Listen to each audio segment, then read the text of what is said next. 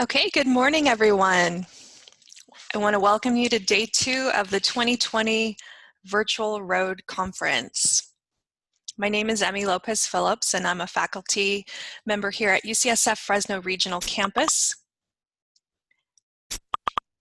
And I'm also chair of the Road Advisory Committee. I want to thank you for being here. I shared this yesterday, and I'm going to share it again for those of you who are just now joining for the conference. Our San Joaquin Valley is federally designated as medically underserved, and this means that we have a medical professional shortage. And now, more than ever, you are needed. You are our future medical professionals, and that is the purpose of the Road Conference. We're reaching out to aspiring doctors. It's our goal that the information you gain from this conference will help you to learn more about what it takes to become a doctor. And more so than that, that you will understand the importance of returning to the San Joaquin Valley as a doctor so that you can provide great care to our communities. We had over 400 students register to attend this conference. So for now, what I'd love for you to do is to please share in the chat box where you're from. And you can just set in. If you are on social media, like Twitter, Instagram, or Facebook, you'll see at the top right corner the hashtag for this conference, which is RoadSJV 2020. We encourage you to use that hashtag to connect and network with others. And also, please refer to your conference program for information on our presenters and their session descriptions. You can also refer to the agenda located at our website, which is listed here. Let me pull that up for you. So you'll see the link there, sjvpremed.ucsf.edu, and there is a screenshot of our agenda for today. So let's go ahead and get started with our first session. I'm pleased to welcome you to our first session, which is titled, My Journey to Becoming a Family Medicine Physician, presented today by Dr. Trinidad Solis. Dr. Solis was born and raised in Selma, California. She is the daughter of farm workers and is the first in her family to be a physician. After graduating from Selma High, she attended Stanford University and later UCSF School of Medicine. Dr. Solis is also passionate about public health and obtained an MPH, a Master's in Public Health, from Johns Hopkins University. She completed her family medicine residency at UCLA and stayed on as a health sciences assistant clinical professor for 2 years, where she treated a diverse patient panel while also teaching UCLA medical students. She recently returned to the Central Valley and is doing a mixture of clinical and public health work regarding protecting farm workers from COVID-19.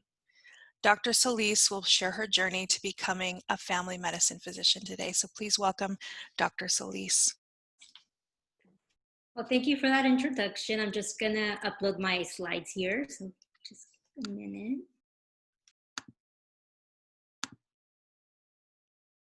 Okay. Oops. Alrighty, so thank you for that introduction again. I'm excited to be here with all of you this Saturday morning.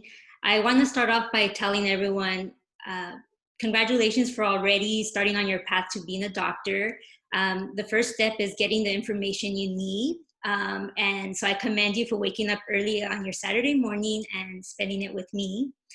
I spent a lot of my time as a pre-med, attending these conferences, and I learned a lot. And as a medical student, I helped plan and organize them when I was at UCSF. And so now it's great to be a speaker. So it's really come full circle, and I'm excited to be here and share my knowledge with you today. So before I begin, I just want to remind everyone that all of you will have your own unique journey into medicine. There's no path that's better than the other. As long as you achieve your dream, that's what matters. For some of you, becoming a physician may take longer than what you had planned. Sometimes life happens, and that's fine. Some medical schools even favor non-traditional students.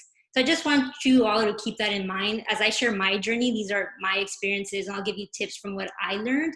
And they may not fit with your path, and that's okay. It's just my perspective, but all of your journey is just as important and special, and just keep that in mind. So yeah, I want to talk about my childhood and how I grew up. So I was born and raised in the city of Selma.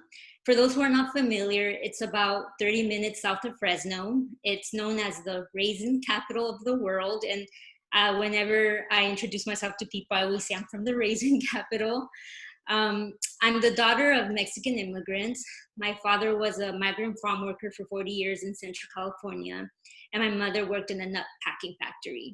And so I vividly remember growing up, my father worked 7 days a week, would wake up at 4 in the morning, and he never complained.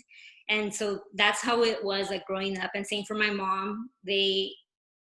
For them, it was important that, you know, they provided for the family, and I always had a positive attitude, and that really stuck with me. Witnessing their sacrifices throughout my childhood really instilled the importance of getting an education.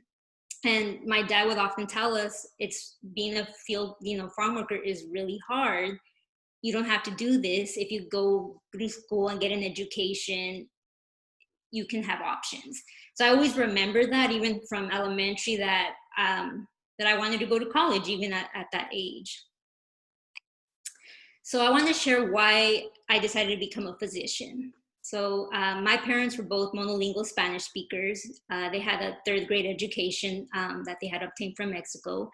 And so whenever we went to the doctor, back then, they didn't really have interpreting services. Now it's easier for doctors. They can call in and get an interpreter on the line. But when I was younger, they didn't really have that. And so when I was 10, I was just expected to interpret at the doctor's office. And I know many of you also share similar experiences, and it can be really tough because sometimes medical Spanish is very different than the Spanish you usually speak at home. So knowing the medical terms could be tough.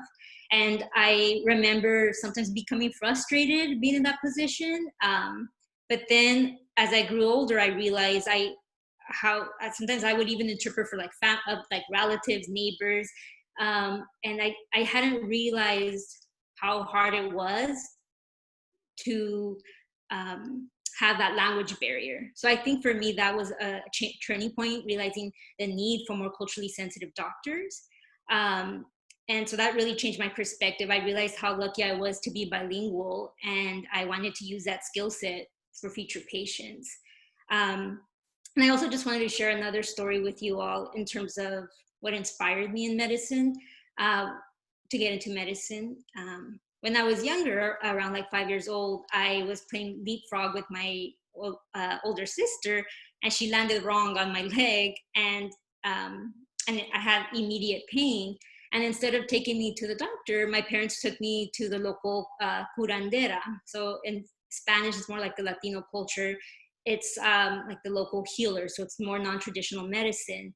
And even though I was 5 or 6, I still remember the curandera was massaging my leg and telling my parents, you know, certain treatments they can do, but I was still in pain after that. And my parents decided to take me to the doctor, and I was diagnosed with a tibial fracture. So at 5 years old, I got a cast and had to use crutches. And it wasn't until later where I asked my parents why they hadn't taken me to the doctor right away. And they admitted that it was tough, like they didn't feel totally comfortable, that they couldn't communicate. And again, that was just another experience that for me really inspired me that to go into medicine, that there was a need for more culturally sensitive physicians, or physicians that speak Spanish or other languages. And so in high school, I knew I wanted to be a physician for sure after all these experiences, but I didn't really know what it would take. There weren't any physicians in my family or relatives or anyone I could talk to. And at that time, there weren't any high school programs where now I think it's great. In the Valley, there's Doctors Academy and all these other great programs that I'm learning about. But at that time, I didn't know. And so I decided to just ask questions. Google was starting to come out. So I remember just researching what it took. And I know there's some high school students in the crowd. So just to give an overview, I saw, okay, usually it's 4 years in college, 4 years in med school, residency, that's where you train in your specialty, is minimum 3 years and more if you specialize. So I think it's important, I just want to emphasize, it's good to have long-term goals and short-term goals. For me, I just wanted to have an idea what it would take, but I focused on it in chunks. So when I started off college, I thought, okay, what do I need to do to get into med school? And so I had a plan for that. And then when I was in med school, I'm like, okay, what do I need to do to get into residency? And if you want to specialize, then you got to have a plan for that. So I think it's helpful to look at it both ways. The long-term objective, like, okay, this is how it's going to take, but also take it step by step, get through those pre-med classes, get through this, get through the MCAT. So, or else it can be overwhelming to see this long timeline. And again, for the high school students, when I was in high school, there weren't really any summer programs around. And when I was younger, junior high, elementary, I remember I was bored in the summers. So I was lucky in that in 8th grade, one of my good friends, she applied to this program at UC Irvine called Talent Search. And it was like a week-long program to introduce students to the sciences. And I also applied with her, and I got in. And that was my first time leaving home. And even though it was only for a week and it was in a dorm setting, I got the confidence needed to show me that, hey, I could leave from home and obviously come back, but going away or going to college was possible. And so it really gave me confidence. And the following summer after that, I did another program at San Diego State. It was for underrepresented students who were interested in the sciences. Again, it was scholarship, residential, and I'm just so thankful for those programs. And again, now in the Valley, I'm seeing more and more of those, so that's great. And even, this conference is a great way to get information. So I just want to let you all know that, seek out opportunities that interest you. And yes, right now we are in a pandemic, but it's time to be creative, and there's so many things you can do virtually like you're doing now. So that was me in high school.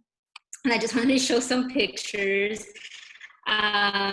So that I think since high school, I did few activities, but what I did, I tried to give it my all. So I was in cross country all 4 years, and there's a picture of me on the upper left. For those from the valleys, you can, I don't know, recognize some of the other jerseys near me. But yeah, this was like a meet at like Woodward Park.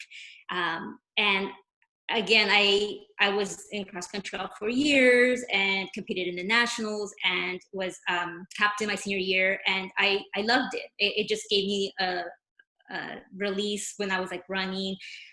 So it was really positive experience. And then I was also involved in like science clubs and tutored. So my mom always saves like newspaper clippings. So the lower left is a picture of me like tutoring in high school. But yeah, so I worked really hard and tried to challenge myself and took, whatever AP classes my high school offered. And at the end of high school, I ended up graduating valedictorian of my high school. And I was very excited for the next journey. Just to give you some perspective, at that time for my graduating class, my counselor told me that 13% of the class went off to college. And of that, even smaller percentage went off to four-year universities or private schools. I was lucky. Well, I worked hard, but I still feel fortunate that I was accepted to Stanford and I got a full ride scholarship. And I was really excited, but to be honest, I was also nervous. There was no one from my high school in the prior years that had gone, so I didn't really know what to expect or how it would be. But I knew that I was excited to, go and do my best. And so that's a picture of me at Stanford, and yeah, beautiful campus. But what I really want to talk about is my pre-med experience there. So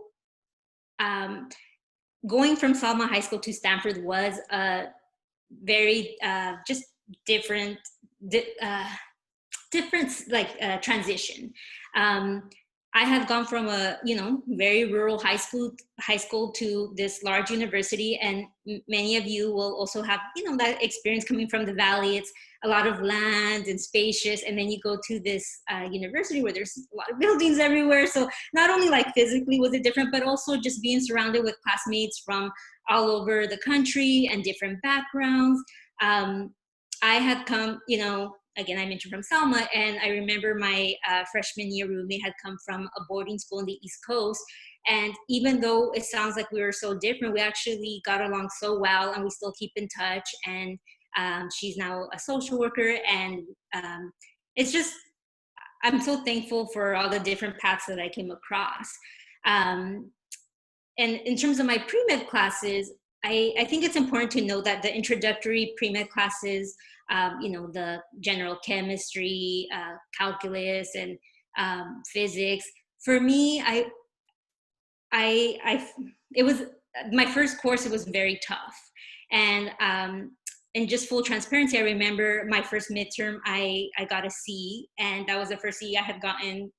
I don't know if ever, to be honest, but it really was very humbling. And in high school, I didn't have to prepare as much for an exam, but this was a whole different system. Like the quarter system goes a lot more quicker.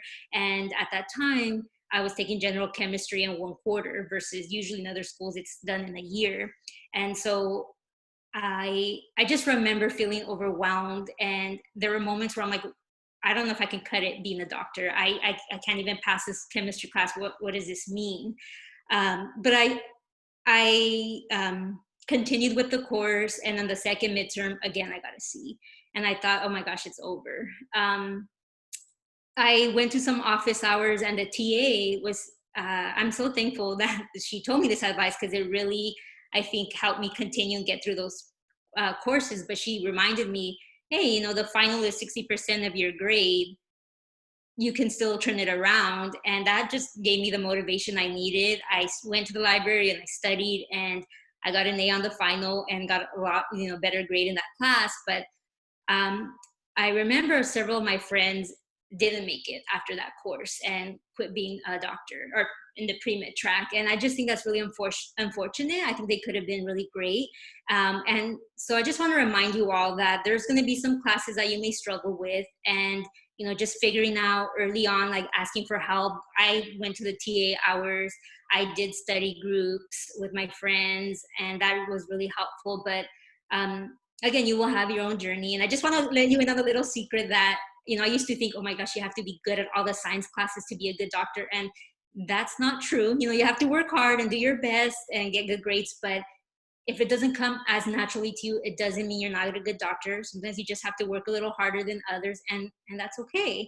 I remember, no offense to the physics majors, but I remember I struggled with physics. I was not a big, it just took me longer to absorb the information, but I don't recall using physics again in medical school or residency or as a doctor now. So just know that sometimes you may have to jump through hoops. Even with calculus, I don't really ever use it. But I think a lot of these courses give you a good foundation. So it's something that we have to all do as doctors.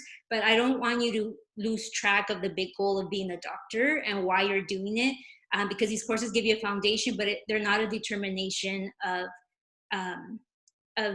if you can make it or not as a doctor. And that's something I wish I had known earlier on. And other things I just want to share is about knowing your learning style. For me, it took me a while to realize that I'm a visual learner. So sometimes I would sit and lecture and hear stuff, but it wouldn't really stick. And I thought, oh, well, am I not as smart enough, or what's going on? But as time went on, I realized when I read the books and took my own notes, that stuck more. And so I would do study groups with some friends just to review questions that we had, but I wouldn't really talk out the issues because it didn't stick. So I would have to read it. So it's just important to know your learning style. Don't force it. And I know there's other workshops I will go deep into, doing research, community service activities, but I just want to talk about my experiences in that with research. I in my high school, I didn't have any experience with basic lab science research. And I thought, if I wanted to be a doctor, I should see if it was for me. And so I emailed this professor in college, and he was doing work on stem cell research in lung tumors. And he was using mouse models. And I just thought his project was really cool. But I remember feeling intimidated. I didn't have a science experience in the labs, and I didn't even know how to pipette, and that's the basics. But I thought, what do I have to lose? So I emailed him, and I'm just so grateful that he opened his doors, and I, learned from the research assistants, how do you pipette? How do you, just do all the basics. And I just learned the importance of, at least in the sciences, how long research can take, and how just all the amazing breakthroughs you can do with doing a research project. So I just want to let you know that you may not have experience, but just knock on doors if that's something you're interested in. It's worth trying. And in terms of community service activities, I was really involved with the Latino Pre-Med Club on campus. I did health fairs, and I think what was really helpful was also networking with the upperclassmen. They would give us tips on classes, and I saw them on their journey to, applying to medical school. So they were just a few years ahead of me, but remember what I was saying about just keeping those goals, the short terms in mind, the goals in mind about going to medical school. What do you need to know? And so I learned that stuff from conferences, but also from the upperclassmen in my college. So it's important to also look to them as resources. And in terms of mentorship, that's really important. I got my mentors through my activities that I did, my the PI, the principal investigator of the lab. He ended up being a great mentor. The club advisor of the Latino Pre-Med Club was a mentor. I would interpret at this free clinic on campus once a month, and they were a mentor. So sometimes, they tell us to seek out mentors, but you can meet them through your interests and the activities you get involved with. and then pre-med conferences. So you are all doing that already, and just using social media. So now that we're going through this pandemic, we have to be flexible, and with social media like you're doing now, there's virtual ways to get involved with conferences, and just because you're not in person doesn't mean you still can't do all these activities. It's just learning to be creative. Yeah, and I wanted to show you a picture of me and my pre-med friends. So these are, this was at my 10-year reunion. So this happened about a year ago. And these are my friends that I would do problem sets with. We would host community health fairs together. And I asked them if I could include this picture, and they said, sure, I could talk, just mention to you about their journeys a little bit. So just from left to right, that's Dr. Perez. He's an anesthesiologist now. And next to him is Dr. Lopez. He's finishing his plastic surgery residence. And next to him is his wife, Elizabeth. And then there's me in the middle. And next to me is Dr. Ramirez. She's now a hospitalist. So those are the type of doctors that work in the hospital, admit patients. Next is Dr. Rulin, and she's also a family doctor in the Valley. And then it's Dr. Esparza, farthest, to the right in this picture, and she is an orthopedic surgeon.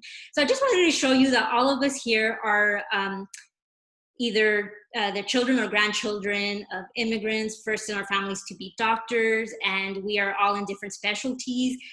We went to different med schools, but at the end, we achieved our goal. So I just wanted to motivate you that, you don't have to be a family medicine doctor like me, but you are needed in all. So just pursue what really interests you. I took 2 years off, so I wanted to talk about gap years. When I was an undergrad, I remember feeling behind, that a lot of my classmates were going straight to med school right after college, and I thought, oh my gosh, I'm behind. Looking back, I wish I could tell myself, relax, you do you, it's your journey, as I'm telling you all. But I just want to advise you all that, do it with a purpose. So take the time, to have a plan, what are you going to do on this time off? I still needed to take the MCAT and complete a pre-med requirement. So the first year I focused on the MCAT, and I also was taking biochemistry at Fresno State. So I enrolled as an open enrollment student. And I'm so glad I did that. I took the time I needed to do this exam and this course without feeling rushed, because if I had done it in college, I think it would have, it just wouldn't have been a good time for me. And in the following year, I decided to apply to a health policy fellowship, very different than what I had originally planned. I took some courses in college that were about health policy and healthcare issues, healthcare system issues, and I wanted to see if that was something I wanted to do. So there was a moment in my path where I thought, well, do I want to be a doctor? Have I explored other interests? And so if you are in that kind of segue, sometimes it's good to explore. And so I did this health policy fellowship. It was in Sacramento. It was 1 year long, and I served as a health staffer to an assemblyman. Most of the people around me, the other fellows, were pre-law, but so I did feel a little bit odd, but I got to focus on health issues. So I learned a lot about health policy and health policy and advocacy. And when I was there, I would see family medicine doctors lobbying and advocating for bills in front of the assembly members. So that was really powerful. And it also challenged me to improve my public speaking skills. When I was in high school, I remember being very shy. I hated giving speeches, but this fellowship really pushed me to network and talk on behalf of my the assemblyman I worked for. So I encourage you that sometimes some skills may not come as easy, but challenge yourself and push yourself. That's a picture of me with the other fellows. I was the only female in the cohort, and next to me on my left is Senator Polanco. So he's retired, but he has a legacy in Sacramento for bringing in a lot of Latino assemblymen and at the Capitol. This program that I did, unfortunately, doesn't exist anymore due to lack of funding, but there's other programs out there like Capitol fellows program, the Senate fellows, the executive. So if you're interested in health policy, then that's something to also consider. And that's a picture of me giving a speech. So like I was telling you, I went from being super shy to getting a lot more comfortable. And I just a reminder that for every achievement, there are often rejections that you don't see. So you see, I'm here, I am posting about this awesome fellowship that I did, but I also applied to other fellowships in Washington, D.C. and other places, and I got rejected. But my philosophy is apply to a lot of different programs that interest you. So for me, I was interested in health policy issues, so I applied to different ones, and I got rejected by some, and accepted into the Sacramento one, which I was very excited about. But just wanted you to know that I apply to a lot, even with scholarships and so forth. And sometimes I get it, and sometimes I don't. Same for medical school. I applied to several, and but yeah. So just keep that in mind. It's part of life. But as the point is, just apply and see what happens. In terms of applying to med school, there's a lot of lectures happening in this conference. I think they were recorded about what to do. So I'm not going to go too in depth about it, but just know it takes a lot of preparation. Don't do it last minute. I think it's a great start that you're all here asking, just learning all the information. But just an overview, it's application, the personal statement, practicing interviews. When I was an undergrad, I didn't really know about other programs like DO or international medical programs, but I believe there's a workshop on that. And if not, there's a lot of resources online. But just remember that you only need to get into one med school to become a physician. That's all it takes. No one will know where you got in, where you didn't. Like I said, I applied all over. I didn't know how it would be for me, and I'll go into it, but yeah, so I ended up choosing UCSF, but just want to remind you all, it just takes one school. And then letters of rec, I think there's also a workshop on this, but I got them from my upper level courses. I felt the introductory ones. I mean, I was in classes with 300 students. It was really hard to get to know the professor. I think I knew the TA better. And then through my research and the community service activities I was really involved with. So for medical school, I chose UCSF, and some of the reasons why I chose it, I mean, not only is it a great school, but they offer rotations in the Valley, and I knew that eventually I wanted to come back, so I wanted to rotate in the Valley, so I liked that they had that option. They also offered me like need-based scholarship, which was really great. Not all graduate level like med schools do that. And they also valued diversity. Some of the schools I went to go visit didn't seem really diverse, not only in terms of like race, ethnicity, but also like age. So some schools seem to favor more like the applicant to go straight into med school. Others had some non-traditional students. I thought I would be on the older side when I started UCSF, but I was actually on the younger. And it was great to learn from classmates who, some of them had a different career. Others, I had one classmate who was a single mom, and they were just all very inspiring. But again, it just takes one school, and I'm just letting you know why I chose this one, and I'm glad I did. Lessons learned from med school is that I wish that, just learn to seek out help if you need it, like which I talked about in college, but also remember that your priority is to learn the material so you can be a great doctor. I remember I was planning a conference. It was a really big one where like in the Bay Area, and UCSF hosted every few years. It was through the Latino Medical Student Association, and I was one of the co-presidents. And so I dedicated so many hours, and I ended up during like when the conference was approaching, I failed a block exam, and I was devastated and embarrassed. And I remember I talked to the professor, and she was very supportive and just encouraged me, like, no problem, just retake it, life happens. And I did, I retook it, and I passed. And at the end of the day, no one knows what test you may have not passed or whatever. You retake it, you move on. But I just wanted to remind you all that studying for school should be a priority over extracurricular activities. It's good to be involved, and sometimes it gives you the passion to remind you why you're there, but just know school comes first. And so I did you know, years at UCSF. Again, first in my family to be a doctor.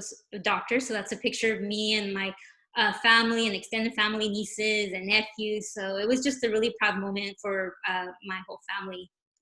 And then here I am in this next slide, a picture of me with at my UCSF graduation commencement. They have a beautiful tradition where we recite the Hippocratic Oath in our native language. So I was chosen to do it in Spanish. And to be honest, that's like one of the few parts my parents understood in the graduation because they're monolingual Spanish speakers. But I am just so thankful that I got to share this with them, and that they got to see their daughter in their native language and on stage.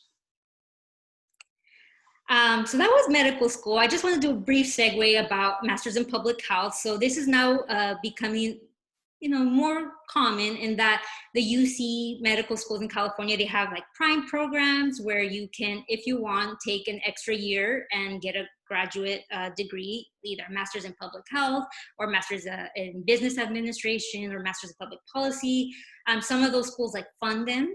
I wasn't in prime, but I did my own thing, like curriculum. And at UCSF, you could do that. So I took a year, they call it like leave of absence, and I enrolled at Hopkins, did that for a year, and then I came back. And so I did that between my third and fourth year, and then finished med school.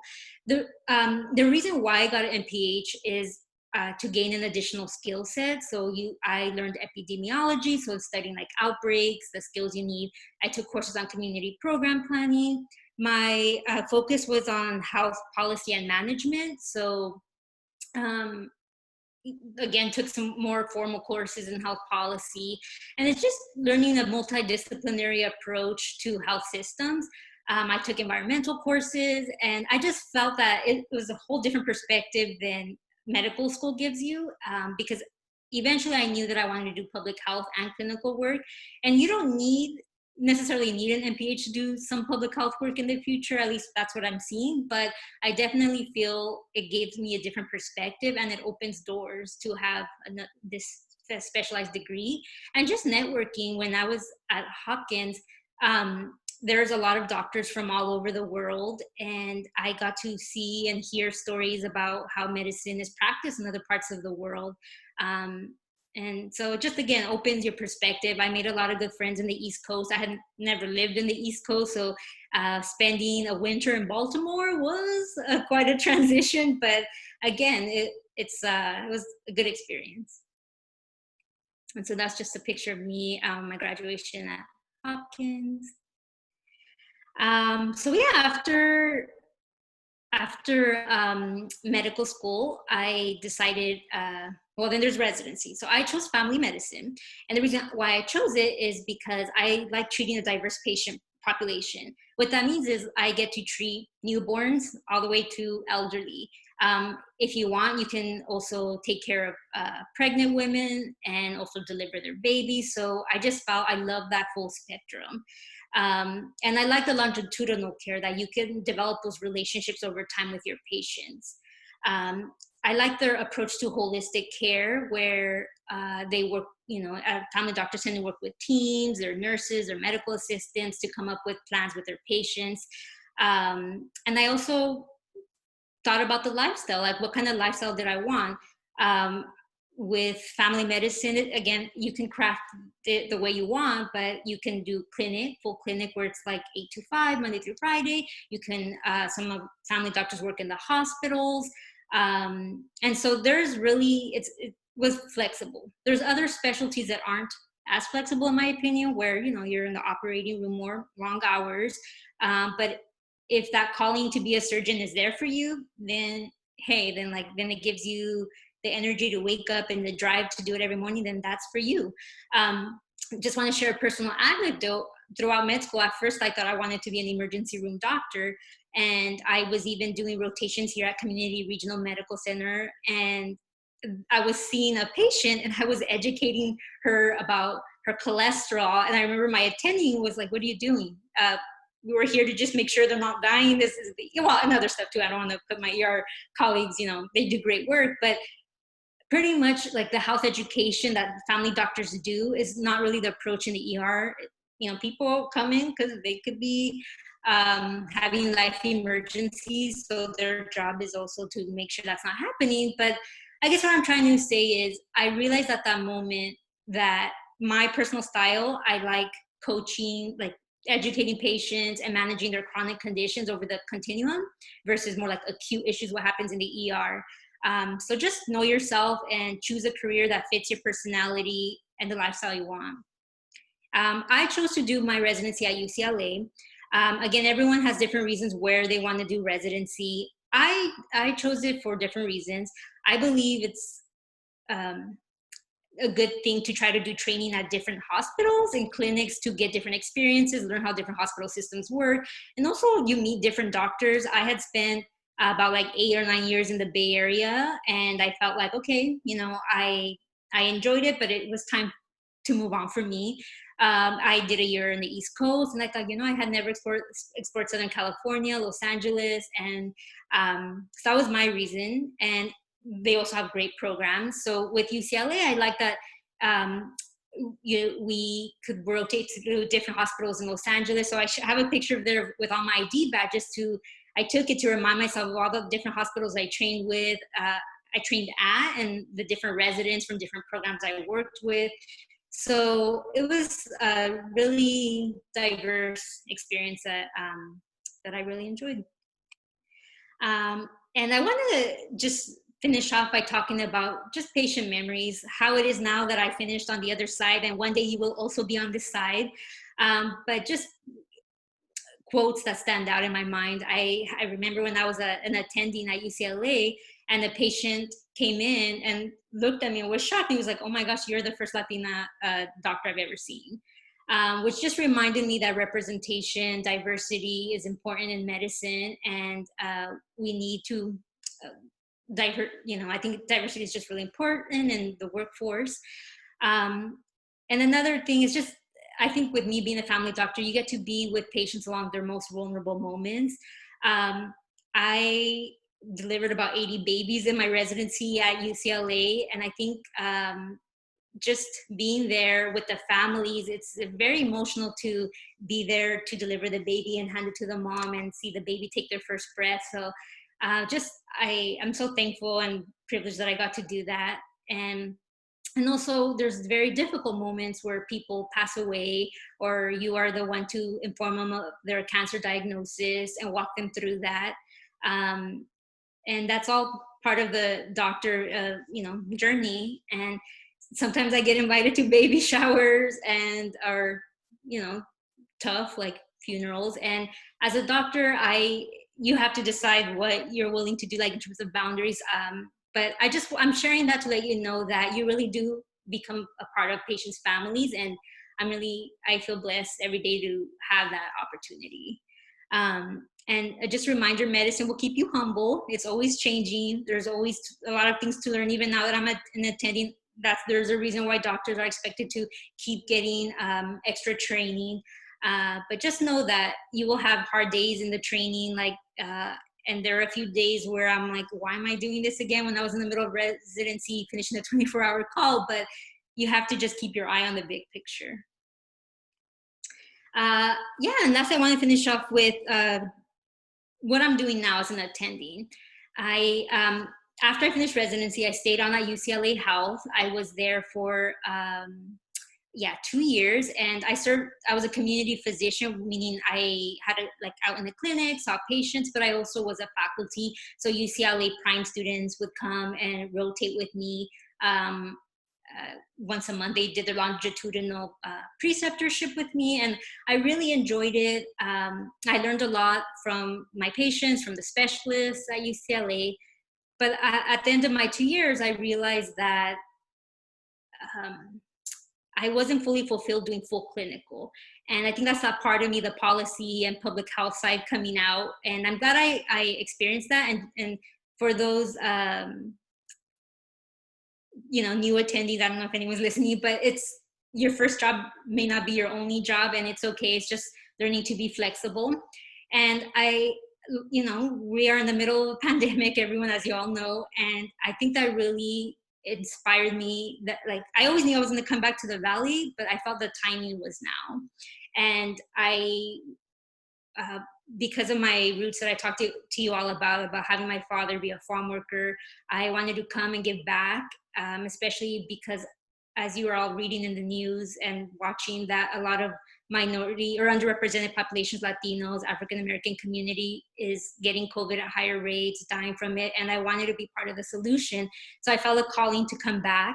I recently started working at the Fresno County Department of Public Health. I will be focusing more on helping farm workers and agricultural employees in like factories with COVID, with managing COVID, how to prevent it.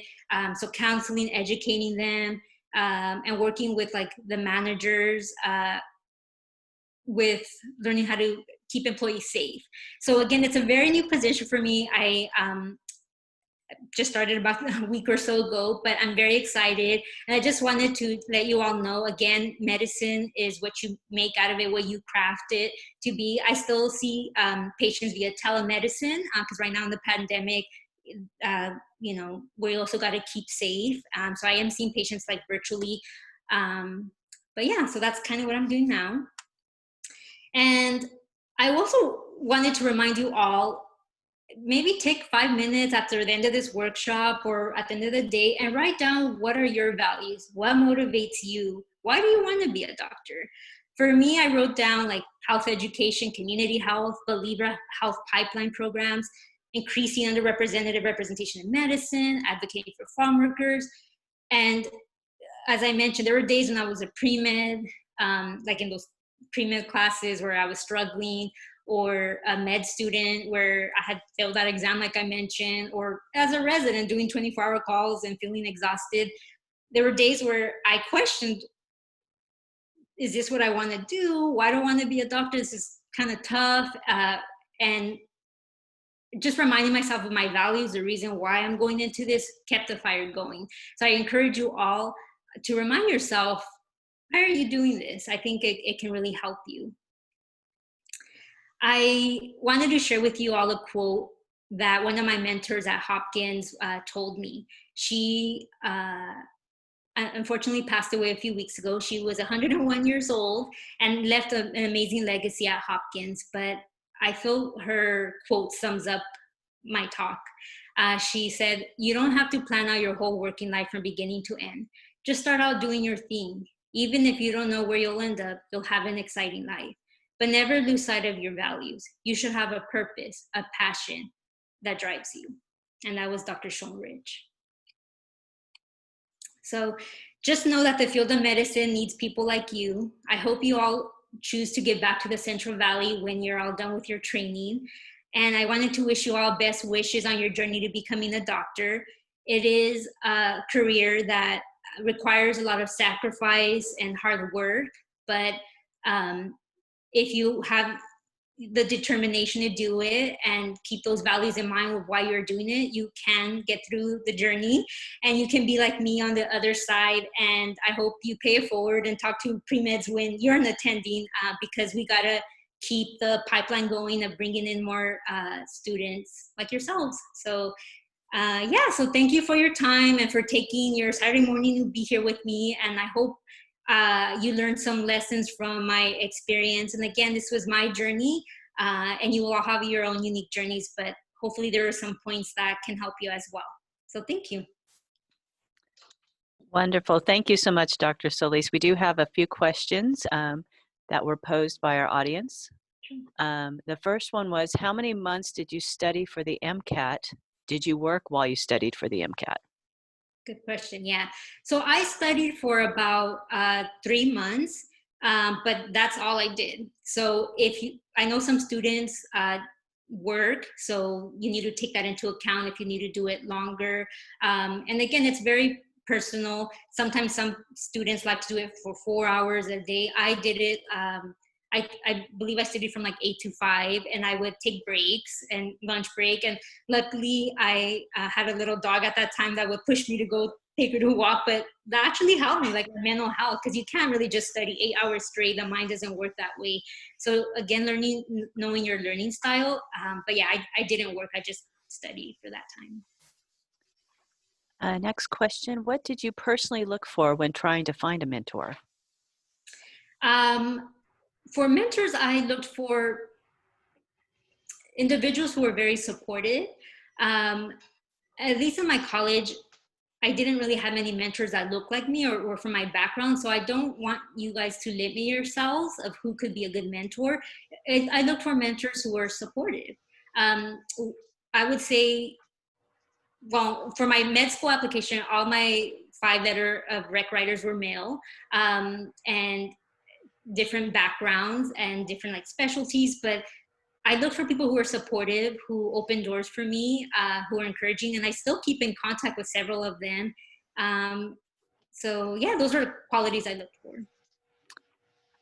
Where are you practicing at the moment? As a medical student, did you already know what kind of doctor you wanted to be, or did you learn about it during medical school? Right, good question. So I think growing up in Selma, family doctors were all I saw, to be honest, and I didn't really come across specialists. And the family doctors did it all because in rural cities, sometimes it is hard, as was mentioned earlier in my introduction, that it's we have a doctor shortage in the valley, and so family doctors tend to do a lot of more procedures, and then usually it's done in the city. So when I was in Los Angeles, I got to do diverse, treatments, but not as many procedures as what I see doctors doing out here. So I, at an early age, I was leaning towards family medicine, but then when I started medical school, I was debating whether maybe I should do emergency medicine instead. I really liked the procedures. I liked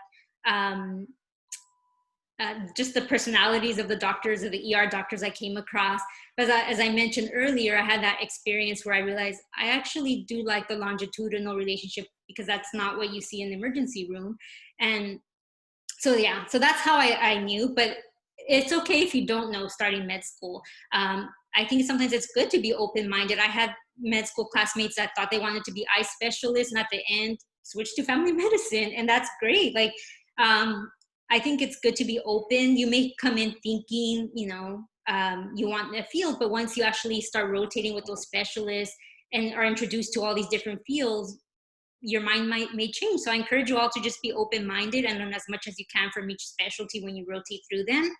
And lastly, for that question, again, I recently came back to the Valley, so I am in the process of cementing my clinical position because I'm working part-time at the public health. So, and part-time clinical, but right now I'm doing it's like a virtual company where I'm doing telemedicine visits for patients in the Valley. So that's where I'm at right now.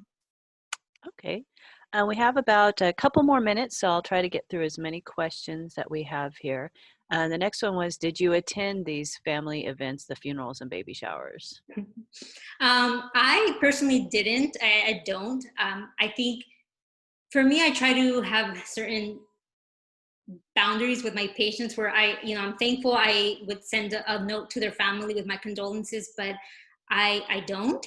But I know I have a few colleagues that do, and that's a personal decision, but I personally don't.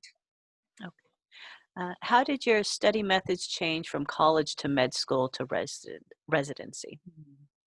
I think, and some of you, people are always surprised when I say this, but I honestly felt college was a lot harder than medical school. And I think it's because I had to totally revamp my learning style. And that learning style that I learned in college is what I applied to medical school. So the transition wasn't hard because I already knew what to do. So I think once you have your learning style down, that will carry you through the rest of your journey. I think before, like in college, I did this was pretty bad. And like sometimes in high school, I would just study that before and do good in the test. And in college, it was not like that. You had to consistently be on top of, of the material, and it just moved at a lot faster pace. And so I think the pre-med classes prepared me for medical school where, don't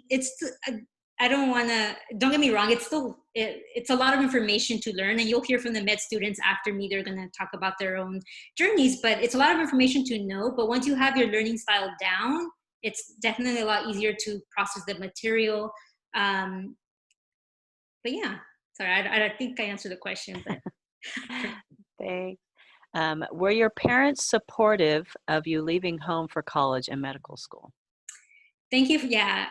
So my parents always valued education, um, but I was the first one leaving to go to college. So I'm a number 4 out of 6 kids, and my other siblings, I have 2 older sisters. They went in Fresno State, and so my parents, even though they supported education, they didn't know um, really the differences between just college or what it meant to go away. So they were proud of me, but they didn't understand why I had to leave.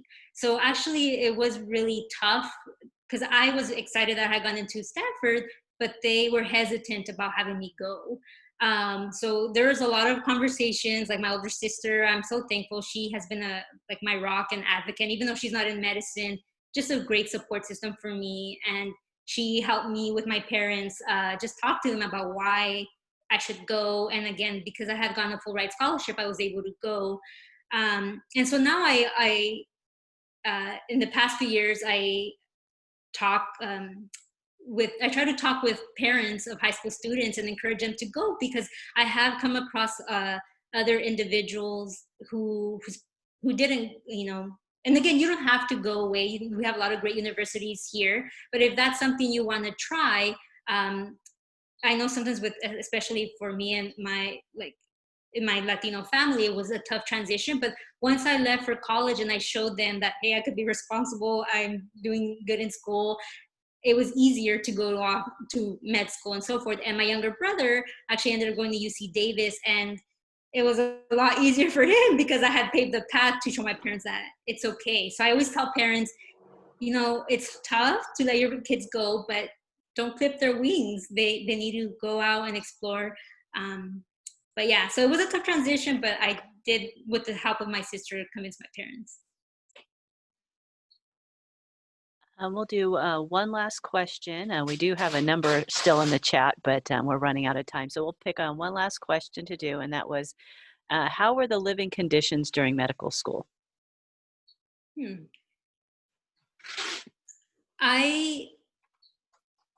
So at least for me, I don't recall having any major issues. So in San Francisco, it can be tough, like in terms of expenses, for sure.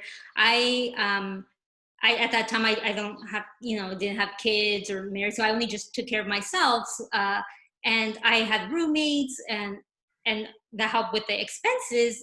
But I spend a lot of my time. I'm someone who likes to study in the library, and usually at home I would just relax and sleep. But yeah, I don't really recall having any issues with like living. And I know now with UCSF, they're providing like housing that is for students at a lower rate than the rest of the city, which is really nice.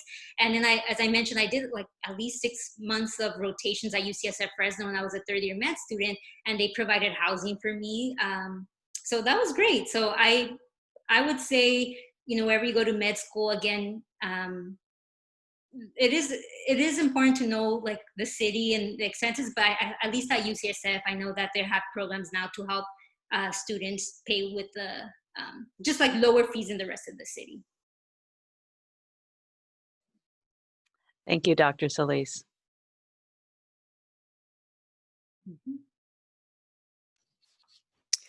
All right, Dr. Solis, we just want to thank you for your time today and your very inspiring message for all of our attendees. I mean, we have probably an extra 10 questions in the queue that didn't get answered or the opportunity to get asked, and I can send those to you if you'd like to look at them and respond. We could always push an email out if you're okay with that. But I just want to thank you again for your time.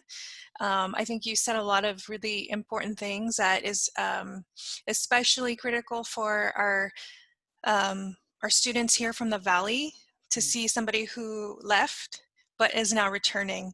And I think it's important that you got that experience outside of the Valley, and now you're bringing it here. Thank you. So with that, I would like to let everyone know that we are going to take a short break. Our next session is going to begin at 10:15. It will be the same link, so you can stay